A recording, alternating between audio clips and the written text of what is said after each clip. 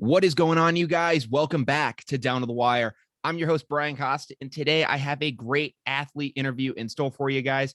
As you know, if you've listened before, I love getting the chance to talk with college athletes, and today I am making my way back into the college baseball world. Joining me on the show today is a now former Bryant University pitcher. Before coming to Smithfield, he spent 3 seasons at St. Thomas Aquinas College in Orangeburg, New York. Now he has finally hung up the college spikes for good. On today's episode, we will discuss his journey as well as his future beyond baseball. So without any further ado, hailing from Brooklyn, New York, please welcome to the show, Christian Allegretti. Christian, glad to have you here, man. Hey, thanks for having me. Absolutely, man. I'm glad to finally get you on the show. As we were saying before, this is something we've kind of had in the works now for, close to, I'd say like 7 months or so. I think when we first started talking about this, it was back in a communications class that we had in the fall with Professor Morse. Listen, that class was kind of a handful. He will even admit that, hey, it's a hard class. But I remember we talked about that. You said, hey, I'm on the baseball team. And I said, I have a sports podcast. I like to interview guys. So I'm glad I was able to get you on the show, man. How are you doing today? I'm doing great. Very excited to be here. And thanks for having me. Absolutely, man. So first things first, I kind of like to start this off with any athlete. Everyone kind of has their story as how they got involved with, their sport, especially college athletes. For yourself, when it comes to baseball, how did you get involved? So I got involved in baseball ever since I was younger. My pops is a huge baseball fan, so he got me involved in the sport. And from there, he kind of just let me do my thing, and I took a liking to it. And I told myself that I wanted to play at the next level and push myself to do everything in my power to do so. Yeah. And I was lucky enough and grateful enough to have my father by my side the whole step of the way. And just really excited. And I just want to make him proud. Yeah, absolutely. So obviously in making your father proud, he probably had a huge impact on your development.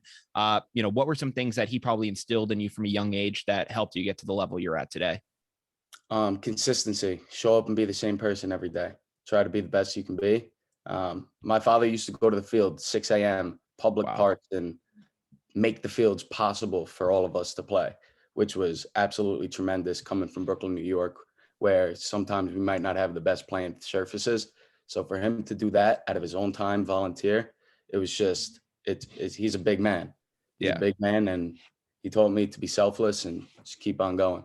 Mm-hmm. Absolutely. One thing I know for yourself that you've always mentioned to me about doing a possible interview is that, you believe you have a really interesting story as to kind of your come up as an athlete. What really, would you mind kind of like telling us that story? Yeah. So, it's a long story, so I'll give a brief summary of it. Yeah.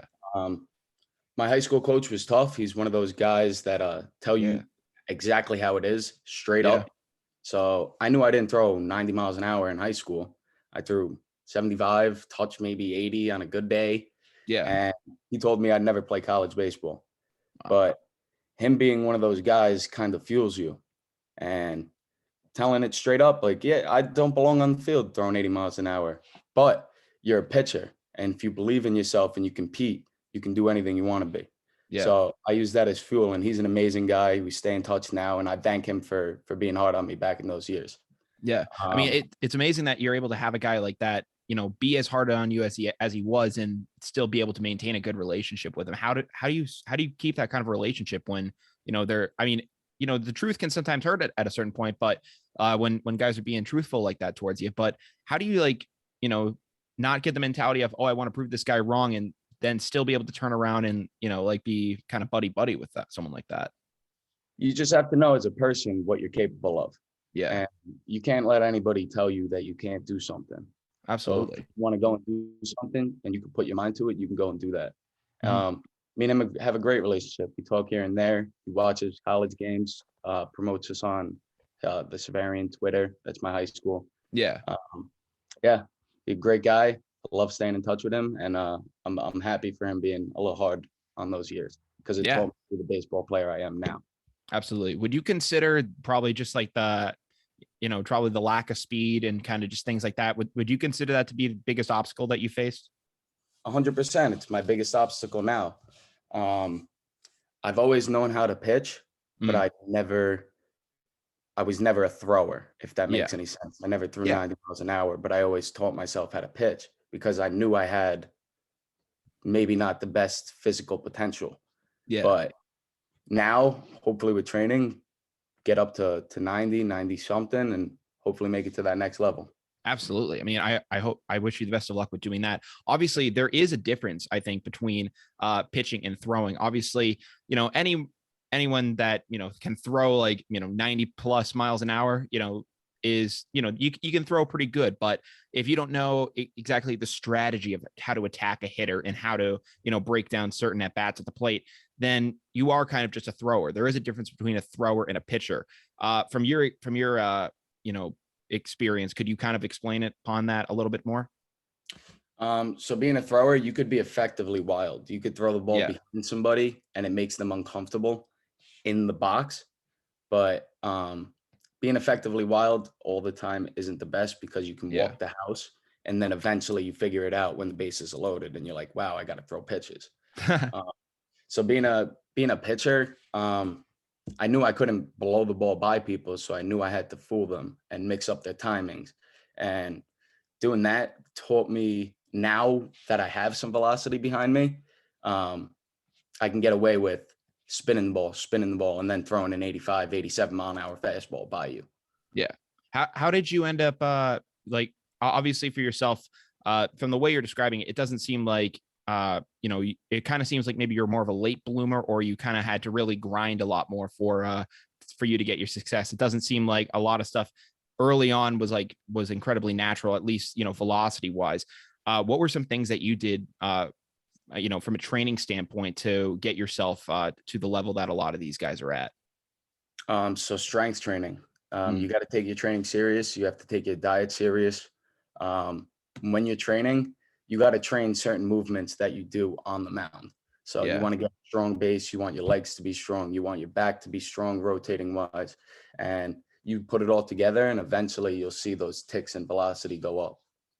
Yeah, absolutely. So, I mean, just going on into college, I mean, obviously your coach was saying to you, "Oh, you'll never have the chance to play college baseball." Obviously, that changed because you ended up getting a chance to go play on with St. Thomas Aquinas and then on with Bryant. Obviously, St. Thomas was, I believe, they're Division II, if I'm correct. So Yes. obviously, so even from just playing college at a Division II standpoint, when did it become apparent to you that, hey, I actually may have a chance to actually play, college baseball here? So I mean, I always thought I had a chance to play college baseball there. I never Yeah. let somebody telling me no to stand in my way. But when did it become? Uh, I mean, having that personal belief though is great. But when did you actually start, seeing the results of people like taking notice of you? so yeah, I only got one offer out of college. Yeah, So with that one offer, I took it, and I yeah, want to keep playing baseball. And um, I've been overlooked my whole life when it yeah, comes to playing ball.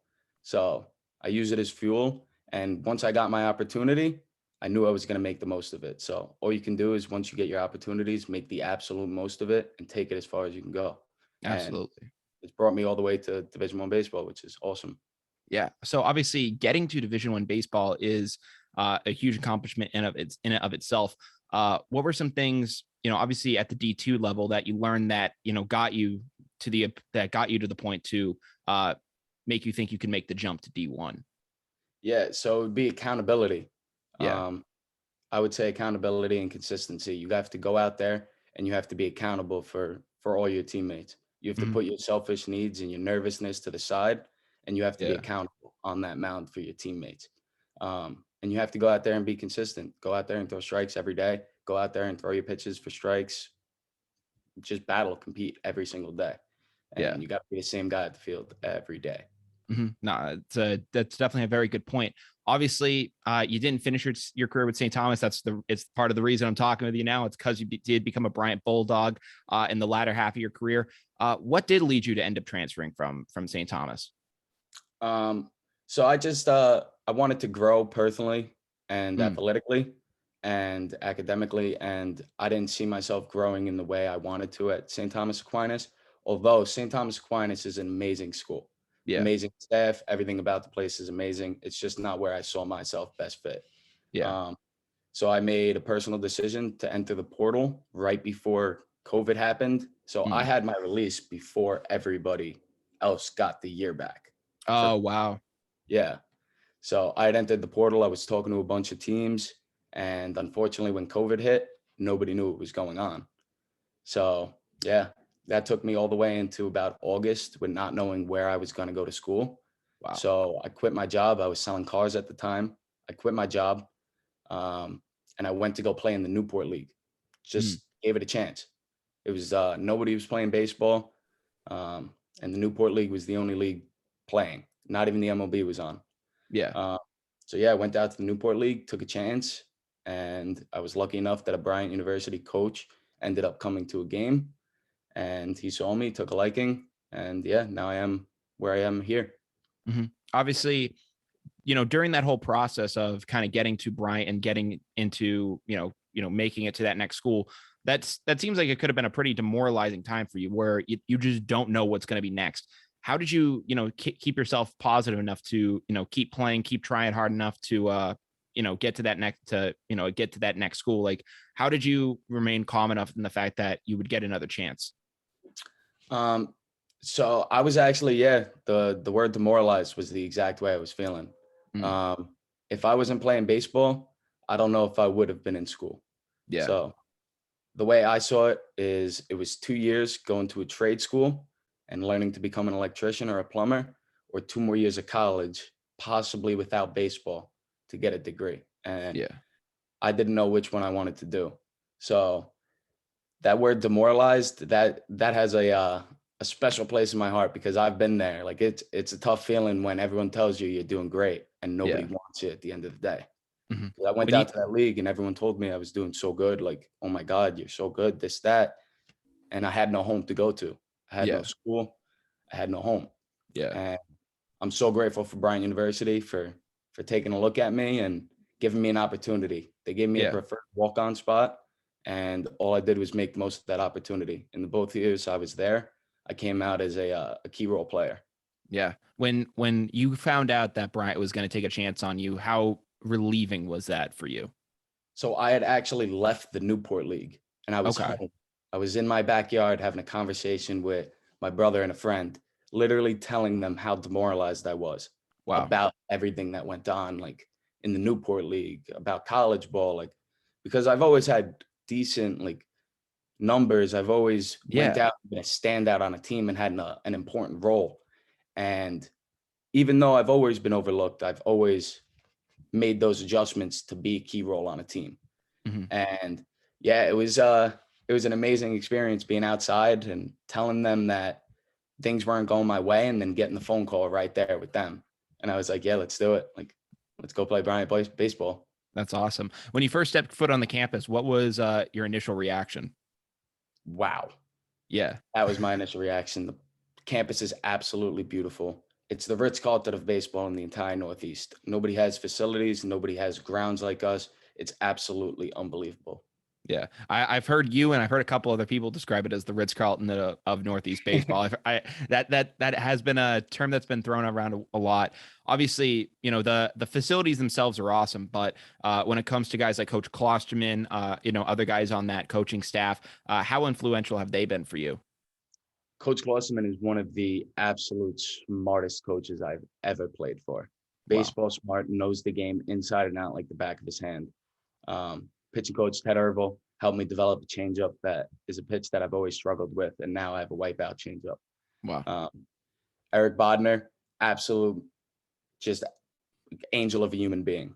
What he does every day for us is unbelievable. He shows up every day and just is the same exact person. He's unreal. Eric Pelletier as well. He's a great hitting coach. I'm super excited to have the opportunity to work with those guys and had the opportunity to work with all those guys.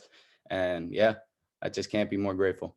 Yeah. Obviously, being a pitcher yourself, you've had the chance to, be around some great pitchers at around Bryant University as well. Two, just to name a few, would be Tyler Madison and from last year, and then Colin Lowe from this past season, being two great guys that you've had the chance to work with. Who have been some really influential guys on the team that have helped you, elevate your level of play? Yeah. So some of those guys would be the guys that you've named yourself: Colin Lowe, Tyler Madison, Tyler Shaw, Yeah. some guys like that. Even Shane Kelly, like not a pitcher but a hitter, like just that leadership, the leadership. Matt Woods, even. Yeah. Um, Woodsy's great. Unbelievable. Just the leadership that those guys show and they embody is tremendous in a program. And the program, Bryant University, is very lucky to have guys like that. And they definitely help shape the youth, and that's all you can do. You can just keep teaching the guys under you. Absolutely. So obviously Bryant, you guys had two great seasons, these past couple of years. You guys were making good runs in the playoffs. To just be a part of it and just be a part of this great team, be able to bond with these guys. Obviously, it's got to be a great feeling. What did this team really just mean to you over your time there? What this team meant to me was everything.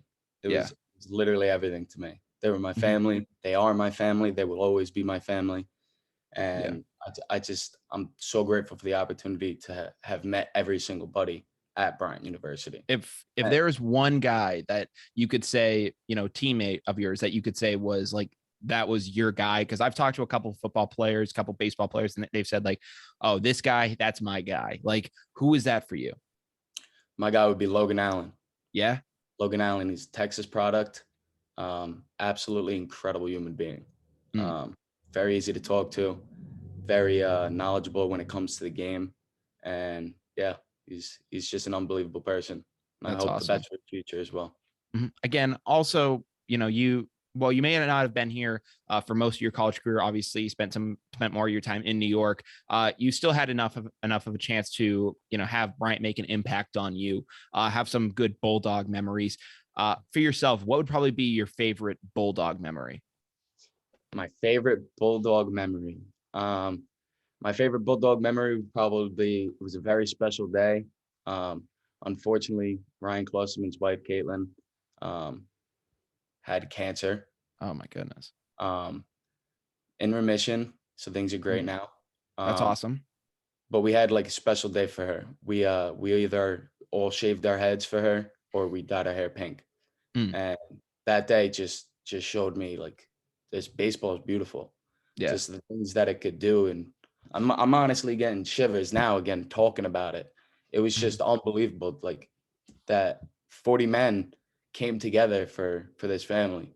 And we are family. It's the Bryant baseball family. And Caitlin's a very big part of that. Absolutely. I mean, I'm glad that you guys are able to just be as intertwined as you are, and we're able to really rally around her for that. I mean, I'm really just relieved the fact that she's also in remission too. That's awesome news to hear.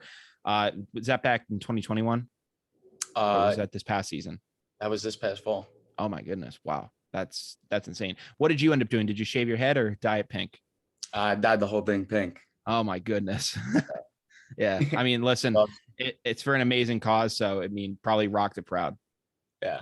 Absolutely. So obviously, we talk about you being an athlete, but also the student athlete is still, part of your designation. You still are a student athlete. So, I was in a couple classes of yours. Obviously, during the springtime, there were some times, where you maybe maybe didn't have the chance to show up to some classes because you guys were on a road trip. Maybe you guys were down in Florida or whatever it was. It's a very demanding part of the student athlete grind, and not a lot of people truly do sit back and think about what you guys do give up in order to do what you do. How much of a struggle was it for you during your playing days back in college to navigate through that? Yeah, so early in my career, time management was a little tough. Yeah. I didn't know really how to manage my time, but the older you get, the better you get with your time management. You have to make a schedule if you're a student athlete. You got to be ahead of the curve. You have to know exactly what you're doing. Yeah. You have to know when you have time to eat, when you have time to do your work, when you have time to even use the bathroom, maybe. Oh my God. Yeah. There's a lot that goes into it. And it's really rewarding when you make it out and you look back and you're like, wow, I can't believe I put in all those hours and it worked. Like it worked out, got a degree. And yeah, couldn't be more grateful for it. Absolutely. So, as you were to move forward with things, obviously, college is a crazy grind. I know you just graduated this past spring, so congratulations on you for that. Thank you. As you do move forward, how crazy is it that you're that the college that your college career is over? Like, how has that resonated with you at this point? So usually I've been in college for 5 years. Yeah. Usually when guys come out of college after 5 years, they're 23, 24, maybe even 25. I'm Mhm. after my 5 years and I'm still 22. Oh my So God. yeah, the fact that I'm still 22 and so young and have accomplished in my eyes so much already, I'm excited to see what the future holds for me. Yeah. And it's a great feeling of accomplishment Mhm. coming and being done with school and seeing what the future holds. Yeah. What do you have planned for the future right now? I know you were speaking to me earlier about some pro ball ambitions, some independent ball aspirations. What do you kind of want to pursue next?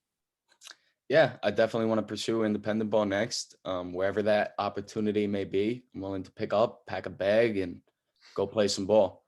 I'm Yeah. just waiting for that next opportunity. I've Yeah. always been overlooked my whole life, and I'm just waiting for that next opportunity. Mhm. What is it? Obviously, you've done it a couple times. When you came into college at St. Thomas, at Bryant, you've had to do it. Now you're going to probably have to. Now you're probably going to have to prove yourself all over again Mhm. to whoever you're going to go with next. How are you going to put yourself in the position to maximize your opportunities? I'm going to know what I'm capable of. To Mhm. maximize my opportunities, just know what you're capable of and don't try to do too much. The Yeah. minute you try to do too much is when things start to get a little hectic and haywire. So just same game. Nothing changes. It's the same game you love. It's baseball, right?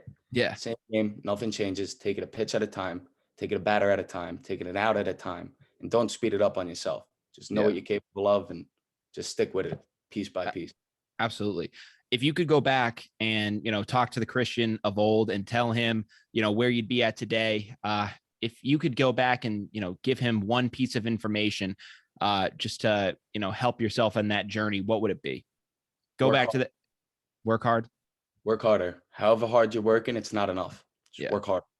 Mhm. Yeah. And then just for, any college athlete as well, what was the, as you do, obviously I know a lot of college athletes that kind of listen to this show. Working hard obviously is a huge part of what gets them to the level that they're at. In terms of expecting things at the next level, what is the biggest change that, you would say college athletes or new college athletes should expect, coming into their new programs? I would say not to expect anything. Okay. Not to expect anything. Go in like a sponge that's dry. Just be Mhm. ready to absorb. Ready to absorb everything and just be yourself. Mhm. Don't try to be something you're not. Just go in there, be yourself, and don't let anybody tell you no. Yeah. Keep going. Yeah. How were you when you came in? Were you kind of like a sponge, or did you kind of have to kind of like step back and be like, oh shoot, like I kind of need to focus up here?